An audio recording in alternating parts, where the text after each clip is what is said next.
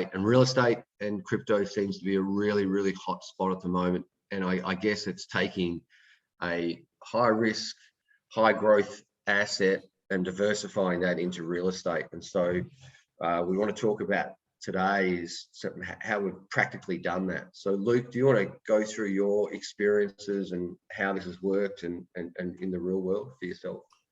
Yeah, definitely. So I'll take a step back for a moment. The elephant in the room in Australia, Australia is really a couple of years behind other places in the world in terms of take up of these digital assets, digital currencies, and the trust behind it. And we're still in the doubting mode, we call it in many cases. Now, what that is crypto media might generate some negativity around certain areas of digital assets and worry, I suppose. And I relate it back to only, 10 or 15 years ago, when we started doing online banking on your phone. And the immediate pushback was, hang on a minute, what's going on here? I'm not putting my money on my phone. What if I lose my phone? I'm going to lose my money. Or what if someone hacks it or whatever else? And it's just a piece of trust that takes a while to generate and until it becomes mainstream narrative.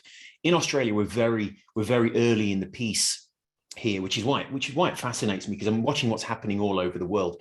I'm not a believer in a single coin or whatever else. I certainly can't advise on that, but I am a believer in the blockchain and the movement of monies, because I'm so entrenched in this whole banking world, especially for business owners. Let's say you go into a bank and you have to give your financials and your tax returns and your this and all these different pieces. It's the same all over the world, whatever they're called. And the bank takes 30, 60, 90 days to go through a process, and then you might get a credit person who then puts a judgment on it. Now, this seems to be rubbed over in this crypto world. It's a case of pure asset-based lending, and that's what I find wonderful, and that's the real opportunity here.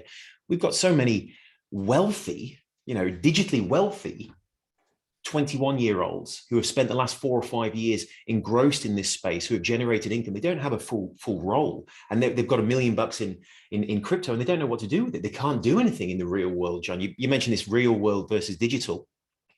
It's such an interesting play right now. So to be able to leverage from that is absolutely necessary